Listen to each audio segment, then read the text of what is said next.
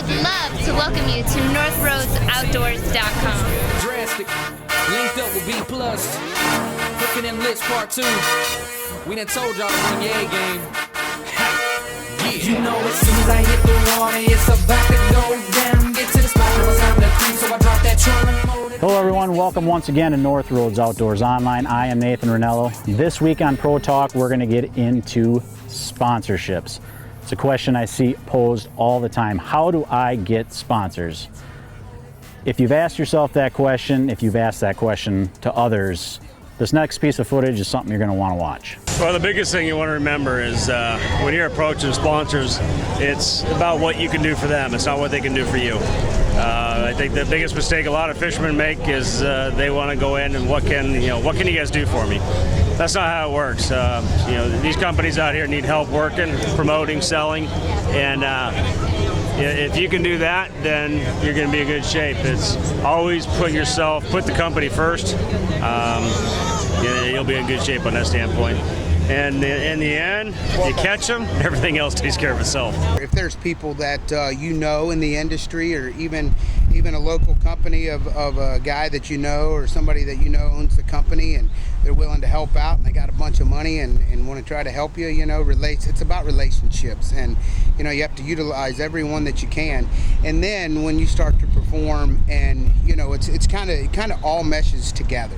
And once you get to the point of you're doing well, or they're doing well, or you're making them do well, it's all kind of works together to where if they're starting to make more money and you've helped them do that, then it's a benefit for both sides. And that's what you got to make it a win-win situation for both parties.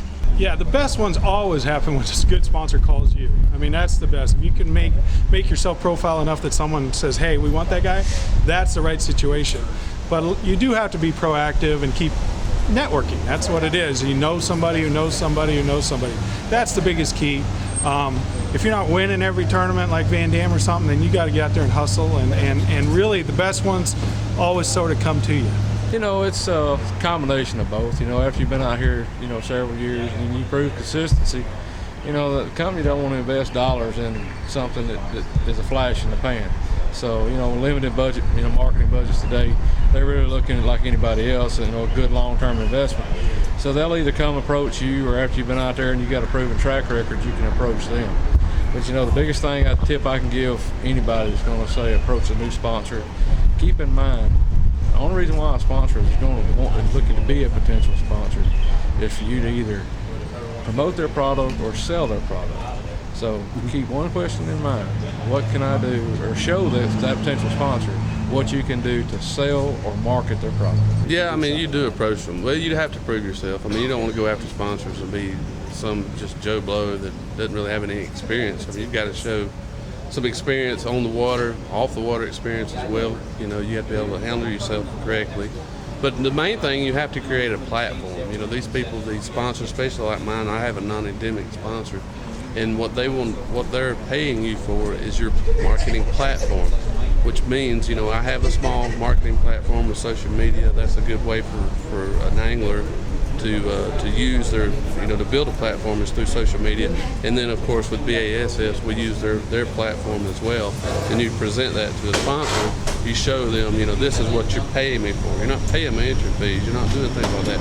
You're paying me to market your brand on my platform. And I have a lot of smaller sponsors too that are what I call my pit crews. So I've got guys that are like in different businesses that are totally non-related to fishing, but they want to be a part of the team. And we go quail hunting sometimes together, or deer hunting sometimes, duck hunting sometimes together. Some of them are from Arkansas, some of them are from Texas, some of them from Georgia, where I'm from. So, and what that is just what I call a pit crew, and it's just a small support team that put a little bit of money up every year to help, go towards a lot of my travel and gas and stuff like that. A lot of them are contacts that you make, that you go out and find, and some find you. Mostly it's you looking for sponsors, but the ones that come looking for you, they like your brand, they like what you do. But for the most part, you're looking for them. People have to realize what their goals are.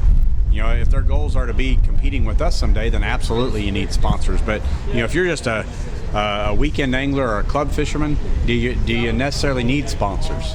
Because typically those sponsors are going to require you to do something in return, and you've got to have some value to those sponsors. So you know, if you want to sacrifice time and spend time at the shows, if that's something you enjoy to do, then that's, you know, you definitely want to look for sponsors. But you know, there's levels of sponsors. Rep groups are a great place to start. You know, rep groups in certain areas and stuff, and then, you know, from the national standpoint, that's usually those people tend to come to you. I mean, if you fish around the industry enough, you know, you're going to start to meet these people, and then, you know, if you have the right success, those people will you know, usually approach you as well.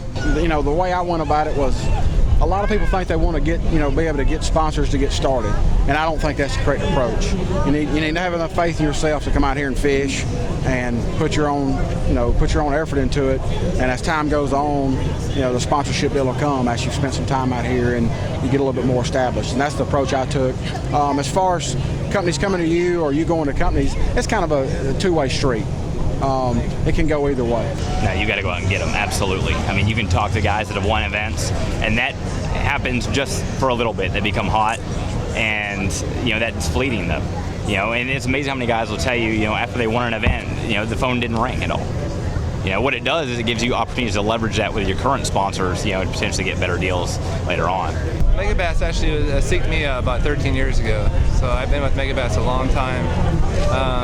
Most of my sponsors seeked me out. Like, I'm with Phoenix Boats now, which I'm really happy with, and I actually went to them and we had meetings and talked, and now I'm with Phoenix, and that's, I guess, yeah.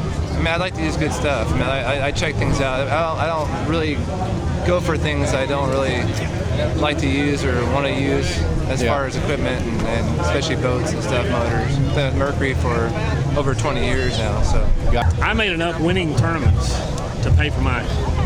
I mean, I won enough money every year early on. Won some boats. Like I said, I was really fortunate and blessed, had some great finishes. I won enough to get by and get by and get by, and then I started getting some sponsors. I didn't get any really good paying sponsors, Chad. Really made it to the Bassmaster. It was the top 150 back then, and I actually won a tour event when I was a rookie, and that really helped and opened a lot of doors. The sponsorships are hard to come by. All I can say is, you know, work as hard as you can, work a lot of shows, get to know all the reps, you know, and try to be professional. And, you know, at all times, be a good spokesman or woman, and fish your butt off and catch them. If you want to get a real sponsor to back you up and really follow you, I mean, now the reality is you got to catch them. What you're saying is you got to have your profile out there in front of people regularly, making top 50 cuts. You need to winning one every once. How important do you think that is to keep what you have? Like I said, well, it is, and you got to stay competitive and have some good finishes, be on TV a lot, you know, get a lot of press, do a lot of stuff with outdoor riders, and continue catching them in tournaments, making the classic consistently. I've made it almost every year I've been a tour pro. Yeah, that's just, man, it's dog eat dog out here, tougher than nails. And like I said, I've been very fortunate and blessed to have some really good finishes, and I've won a lot of big tournaments and made a lot of classics, and that's pretty much what you got to do to stay alive in this sport. It is tough. Yeah. Probably the biggest misconception that we have on the circuit is that, oh, I'm going to find me a sponsor to pay my way. It's a two-way street, and sponsors are not going to write checks to anglers that have not dedicated themselves, have not proven themselves on the BASS circuit. So to me, a young angler who's been out here fishing on the elite circuit for 3 to 5 years. I mean, not first-year rookies. But with success will come sponsorship, and you got to work at it. Nothing's given to you. This sport's taught me more than just about fishing. I mean, because I've been raised in this sport. With success, financially, you got to learn how to take care of yourself. I mean, you know, you got a rat hole, live below your means. I mean, it's a tough road. With how long you've been in this sport, is it an automatic that you re-up with your sponsors? Well, you know what I'm saying? Well, let me just say this. I've never had doubt that my sponsors won't continue to support me, because I work my rear off supporting them. I just don't fish. When that boat's on the trailer, I'm usually flying, show promotions, product development. I mean, there's a lot of work involved in this, and it's full-time 12 months out of the year, but they're great companies. And as long as I'm one of the best competitive anglers in the country, I don't really have fear that I'm going to get cut. Well, there you go, guys. The biggest thing I would take from that is not only do you have to be a good fisherman, do well in your local tournaments, do well at the next levels, but you also have to be able to represent yourself well. You have to be able to show how you can promote yourself and the brands that you represent to the public. That's a big thing, and it's something you got to remember, that if you're going out there to get a sponsor, you can't think about, how much money can they give you? What product can they give you to make it worth it for you? It's what can you do for them to make what they give you worth it to them. That's the key thing here. They're not just giving money away. Next week, we're going to talk about rookies. They have to deal with this. They're not well known, and a lot of times they're going to have to struggle pretty hard to get sponsorships. What do they do to cover this? Do they have to work besides?